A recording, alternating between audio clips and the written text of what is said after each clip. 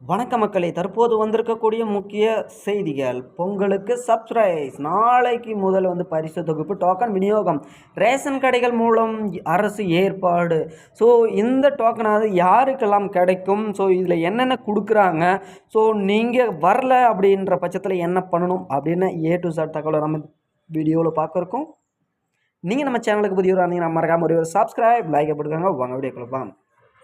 So நடப்பாண்டு அதாவது 2.20 குடும்பங்களுக்கு அட்டைதாரர்களுக்கு 249 கோடி 76 லட்சம் ரூபாய் பார்த்தீங்கன்னா செலவில் பொங்கல் பரிசு விற்பனை தமிழக அரசு வழங்கியுள்ளது. இந்த பரிசு தொகையிற்கான டோக்கன்கள் நாளை முதல் வீடு வீடாக விநியோகம் செய்யப்பட உள்ளது. வீடு வீடாகவே கொடுக்குறாங்க. ஸோ நீங்கள் ரேஷன் கார்டில் போய் வாங்க தேவையில்லை.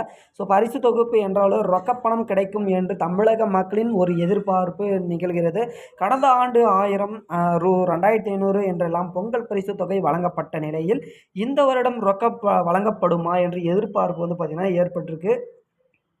ஆனால் அப்படி எதுவும் அறிவிக்கப்படலை. அதே போல் முந்திரி, பாசிப்பருப்பு, உளுந்து, திராட்சை உள்ளிட்ட பொருட்களும் இல்லை அப்படின்றதையும் குறிப்பிட்டிருக்காங்க.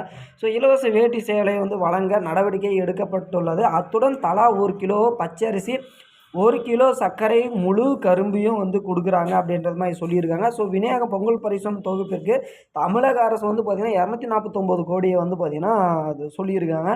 ஸோ செலவாகும் அப்படின்றதையும், அந்த வகையில் 2.20 கோடி குடும்ப அட்டைதாரர்களுக்கு ரேஷன் கடை மூலம் இதற்கான டோக்கன்கள் நாளை அதாவது ஜனவரி 3ஆம் தேதி வழங்கப்படும் என்று அறிவிக்கப்பட்டது வெளியாகிருக்கு. ஸோ அனைத்து மாவட்டங்களுக்கும் விநியோகம் செய்யும் டோக்கன்களை பொறுத்தளவுக்கு அச்சடிக்கும் பணியில் துரிதமாக நடந்துட்டு வருது அப்படின்றதையும் கொடுத்துருக்காங்க. ஸோ அநேகமாக இன்றைக்கி அப்பணி அனைத்து முடிந்த நிலையில் நாளை 3ஆம் தேதி முதல்ல கடைகளில் ஊழியர்கள் மூலம் வீடு வீடாக டோக்கன்களை விநியோகம் செய்யப்படும்.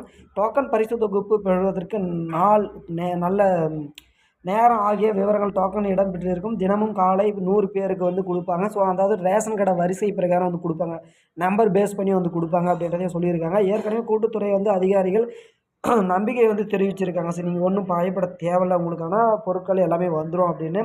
ஸோ மெயினான விஷயம் என்ன அப்படின்னு பார்த்தீங்கன்னா, அந்த ரேஷன் கடையில் தொகைகள் எதுவுமே கொடுக்காதனால மக்கள் கடும் எதிர்ப்பை காத்துட்டு இருக்காங்க.